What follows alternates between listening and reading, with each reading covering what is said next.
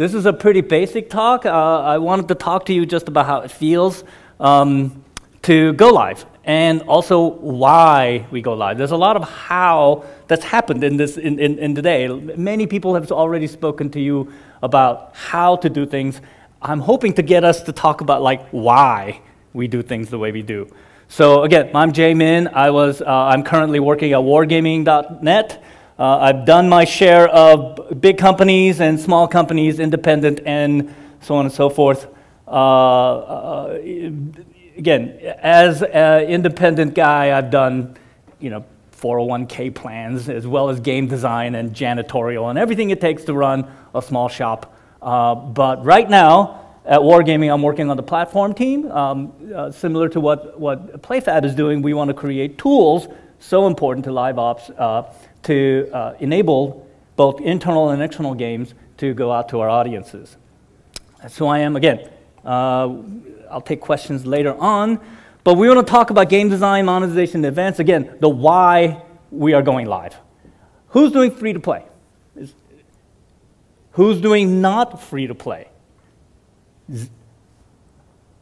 We have one person in the whole group not making free-to-play. It really, as I was preparing for these talks, I was going like, well, what are we selling here, right? Like in the non-free-to-play world, there's a box, there's a book, there's a thing. Somebody actually takes it. In free-to-play, what are we selling? Nothing. Nothing. In fact, we're actually, I was talking to my friend Carl earlier on, we're actually paying people. Every time somebody clicks the button to play the game, some electricity and bandwidth is something else, we're actually paying people to play our games. How do we make money off of that? It is a crazy business that we are in. And so I was thinking, like, what are we doing here? What are we actually selling? And it came to me like, we're actually selling basically just emotions, feelings. I'm selling you a feeling. Like the Riot gentleman was talking about, like the 4-kill moment. That is something that we are actually trying to create the promise of more of that. The other side of it is when you get a 0 kill and your team loses after you were actually the last guy guarding the fort or whatever, and you feel terrible. You feel awful, and you want to sell the feeling of less of that. If I monetize in some way, maybe I will avoid that horrible, I'm the loser that got the team kill to happen on my side. So we're in the business of selling emotions. And so we want to talk about the mechanics of that. Again, this is the most basic chart. I'm sure you all know about this, right? The blue squares, you play the game, you get a reward, you do an upgrade, repeat. And you do that until you're tired, and then you're done. That's the core loop, right? Amazingly, I remember like when CSR Racing came out, like you didn't even bother really driving a car. You just click the button 3 times to shift the gears, and then you're back in the shop upgrading. Back in the car, click the button 3 times. Like in the days where you actually had to make gameplay, go for hours and hours and hours, got whittled down to 3 clicks. Deer Hunter 2014, one of my favorite games. 1 click, shoot the deer, you're done, back in the shop, right? And then, and so what makes me want to come back? This 1 click, that's not enough. I upgrade, and then I'm tired eventually, or my wife's yelling at me, I have to go to sleep. I end the session, and there's a moment of the return trigger that says, come back. Don't go, I mean, you're done for today, that's fine, but come back. The return trigger is, again, another very important part. You all know this. If you're doing free-to-play, you should know that there is the daily quest, for example. And you stack the daily quest so that you get 3 of them, and then you can reset those, blah, blah, blah. And there's many different mechanics that fits your game, but it makes me want to come back. And that's very important so that there's a core loop, and then there's a larger return loop. What events... I'm coming back to this, James. This all fits, by the way. The events is the larger return loop, which says I want to come back after 3 days or after 7, 8 days. It gives you that, again, the cadence of returning to your game over and over and over again. And a good way of organizing the events for me is the Bartle's types. Yes, it came from MUDs. Back when the capital Z, you got all scared. And so you have your 4 different types.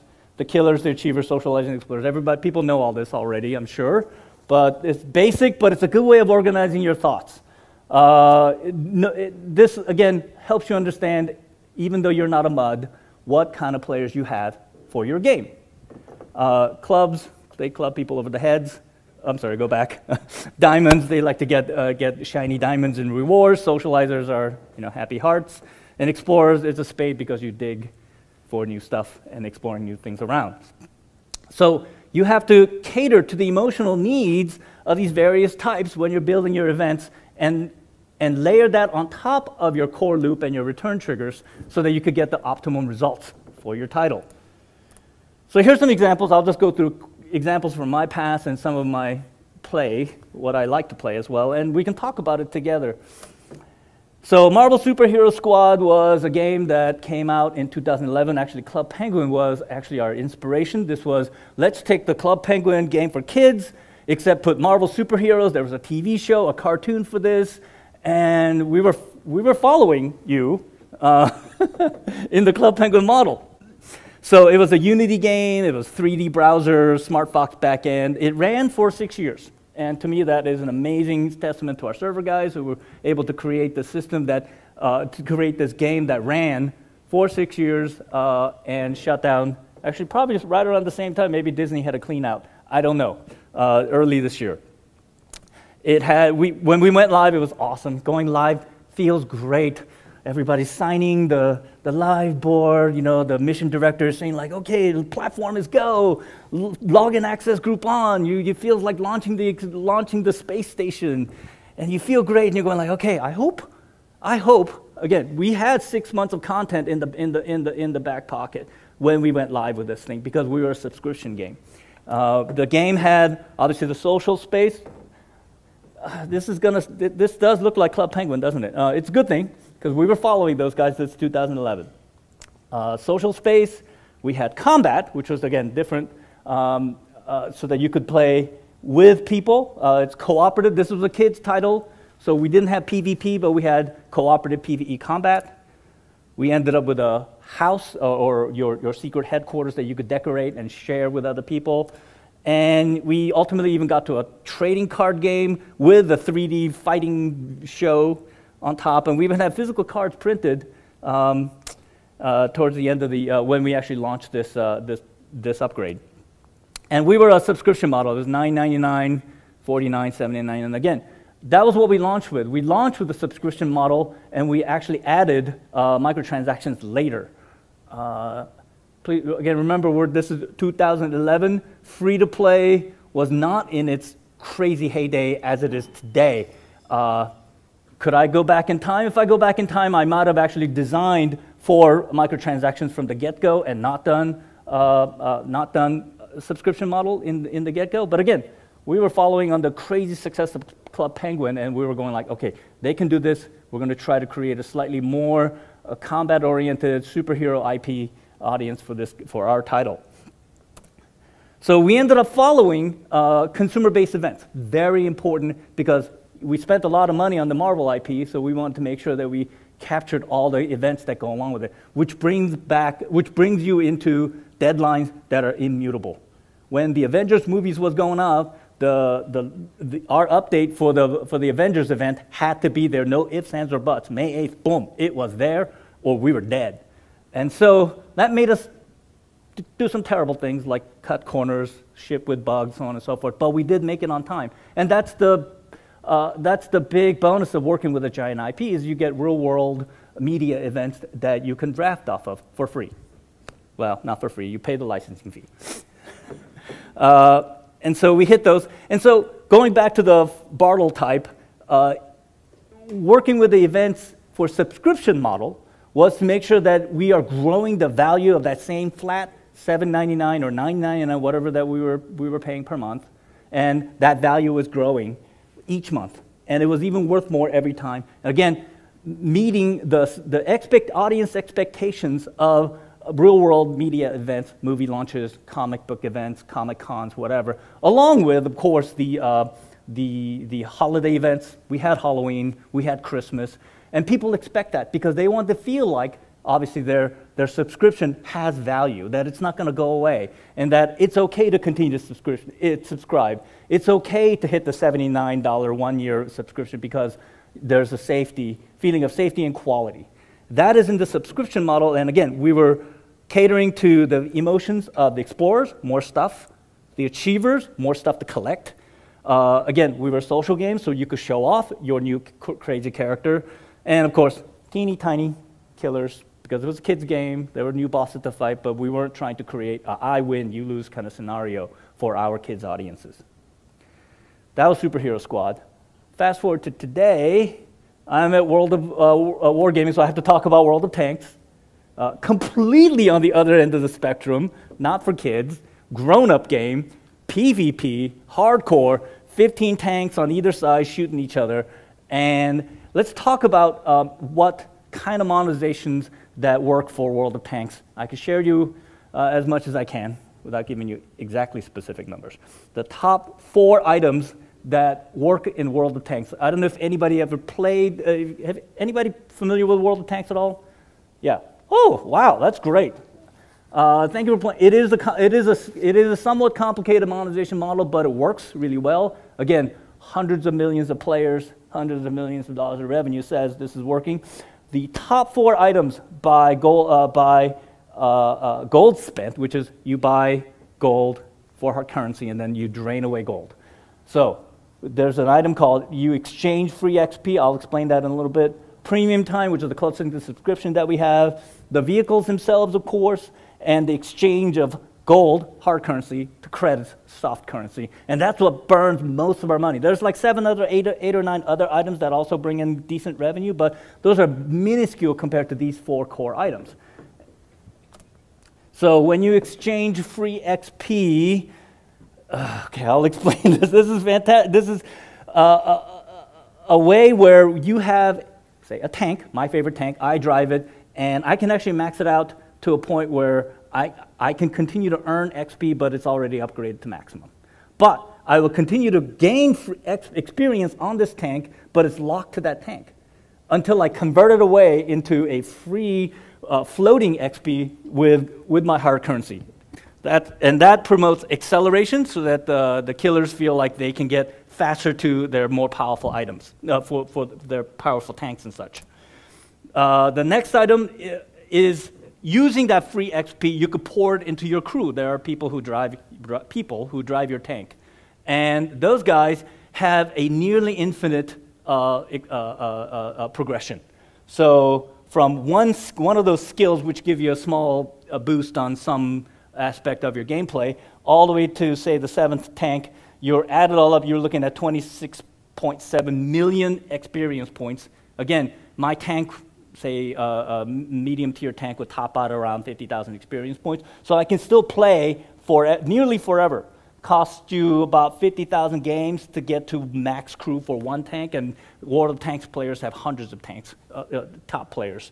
Typical players have 30, 40 tanks. So you can imagine the amount of time that you can invest into this character, into this one crew for one tank. Because it's very important that you never stop, never stopping. You have to always feel like every game that I play, I'm getting a little something. I should never have this feeling of like I'm done optimizing my favorite character, tank, what have you, but I should always be continuing to get more for it because it's important for your event design. Next item is premium time. Again, you could show you, the game at the end of the match shows you what you could have gotten for, if you didn't have premium time, you would have gotten 1,716 experience points, but if you had premium time, you would have gotten 1.5 times that. Again, this is a huge seller for us because people, once you get into premium time, you can't go back. It's very hard to like earn less than what you think you could have gotten. And then the vehicles themselves, we sell premium tanks, which are not available in the typical in-game tech tree, but Wargaming has a philosophy of free to win, not pay to win, free to win, so that if you do spend the money to buy this tank, for example, it will earn better and do all that stuff, but its characteristics is a little bit less good than the fully maxed out regular tank, right? So So it's very important to feel like even though you can play forever and ever and ever and keep grinding away and make your characters better and better and better, the power differential between a non-paying player and a paying player is tiny. Tiny. Very important not to create this feeling of if you spend money, you're going to for sure win all the time. Now that's different in different regions, but this is our philosophy at Wargaming. And the last item is you can change gold to credits because, again, credits has a various different sinks. And so the events type of that we run combos with the monetization loop and the return trigger to create events, to create this feeling inside of the player that they have to go and monetize. For example, if you have a times 35 conversion event, it's when you are, for example, when you were converting the XP into free XP, normally it's 25 to 1, but occasionally, like I think 2-3 times a year, they do 35 to 1, huge. So you can earn your XP with your you earn your XP, and then you combo that with your premium time, and then you convert that at 70% bonus of the 35 to 1, then you can see the gold just drain away from the economy when you do these kind of events. Again, this will appeal to the killers and the achievers who are trying to get to level of power as quickly as possible. The 5x daily, we have the daily return trigger for World of Tanks is every tank has a ×2 on it, so the first time you win with that game, you get double XP, double coins, and all that stuff. Again, every once in a while they will run a ×5, and again, people go crazy. But it also does interesting things to the gameplay. People who usually don't play will come back and play and change the matchmaking. So you end up with like interesting gameplay situations where a lot of people who are not as skilled show up in the gameplay, and you end up with big spikes in wins and losses, which is, again, very important because, remember, back to what we talked about. I'm selling emotions. The feeling of winning, feeling of dominating, and feeling of being dominated, both are times where you can actually create an event trigger for people to monetize. And then, of course, just because it's fun, we're a video game after all, so they have soccer days where you do April 1st kind of crazy events just because we can. And so when we are creating PvP-based events, we're driven by supporting the killers because we know who our audience are, and the achievers, faster to power, more to collect, and then a little bit for explorers and a little bit for socializers. But again, we know our audiences that the socialization is clans who are playing in PvP matches, so it's all, again, in service to the killers. Next game is one of my favorite games. It's called Marvel Something. I'm a Marvel guy, as you can tell, but this was a cool little game that I've been playing.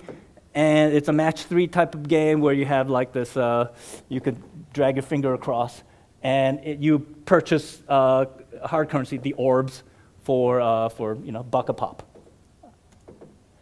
They ran their events again, like I talked to you before. When I see it, yeah, when they see when they have the real world movie events, they match it together, and then.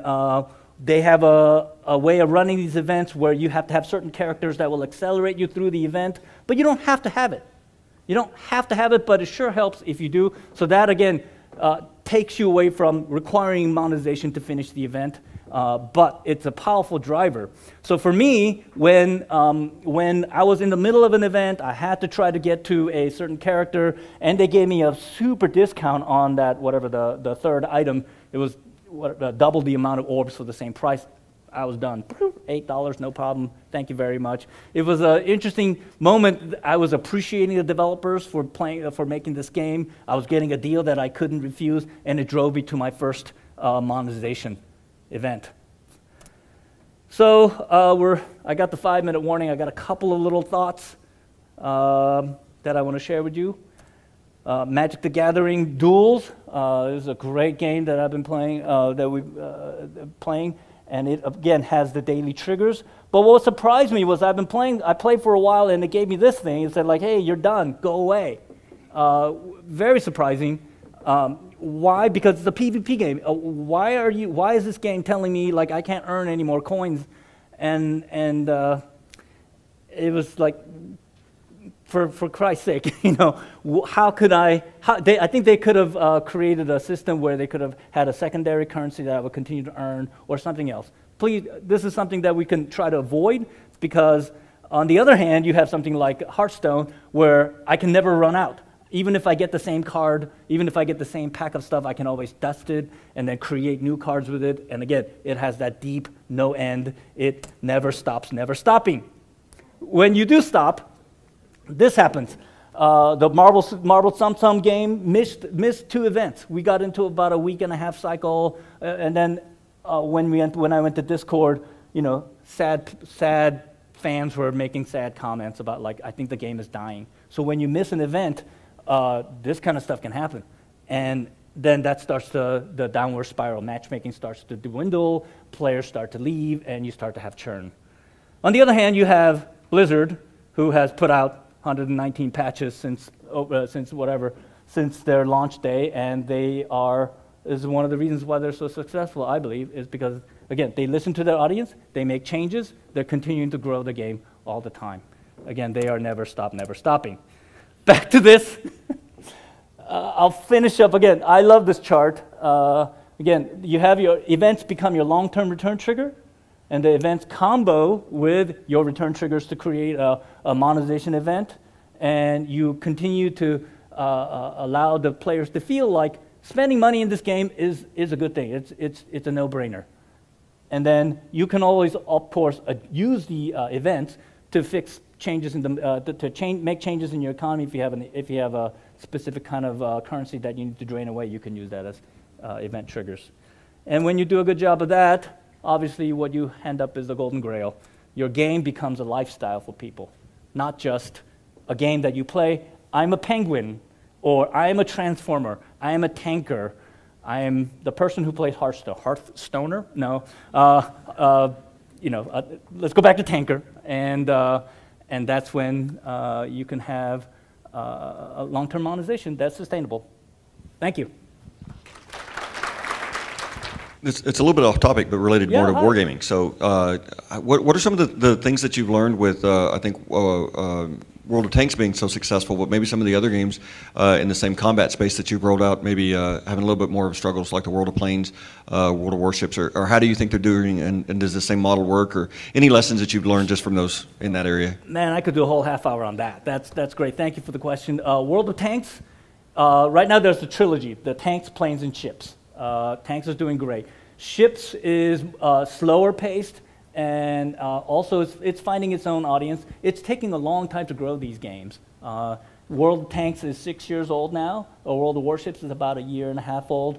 World of Warplanes is its own game. It has its own very niche, specific audience, but turns out 3D combat is harder than, less accessible for players than it is for, like, tanks. You have a ground. It's very important to be traveling over the ground and be able to hide behind things. When you're in an airplane and you're flying around in 3D space, it's harder to have that kind of strategic combat. Whereas in ships, again, you can hide behind islands and throw up smoke and all that stuff. Each has its own crowd of fans who love their games. I'm sure that the teams in St. Petersburg and teams in Kiev for the ships and the planes are trying out new ideas all the time. World of Tanks has seen its success across PC, of course, console, PlayStation, and Xbox, and mobile as well, and we're doing more stuff every day. And thank you again for your talk. LiveOps for this monstrosity of a game is also a crazy thing that we do at Wargaming. Yes, sir. Hey, Andy from Hothead Games here. I was curious if you could speak at all to your philosophy on sort of your event cadence and how you balance not burning out your players. Not burning out. Well, I think, like I said, other speakers have done a great job today. I'm learning as well. I think subconsciously it's very similar to the having high stress or high engagement events, the 4-finger ones versus the one, and you have to cadence it out. Sometimes you end up with a typical month when there's a holiday and a media event. So we're doing a Dunkirk thing right now. Obviously, World War II is the Wargaming's IP. you get it for free. So when Dunkirk is happening, we're doing an event to go along with it. Sometimes though, like if Dunkirk had come out during Q4, there would be holiday on top of Dunkirk, so we would have to tune the events in such a way so that you would have a low impact, low stress event at the same, staggered with a high intensity event. You can burn people out, and what also happens is you end up with hoarding kind of behavior when people are expecting events that are going to be big monetization type events. They just say, I'm not going to spend anything, I'm just going to wait until the event kicks along. So you have to also make the event schedule predictable, but at the same time, you have to surprise players from time to time. Okay, great. In that case, let's thank Jay. Thank you.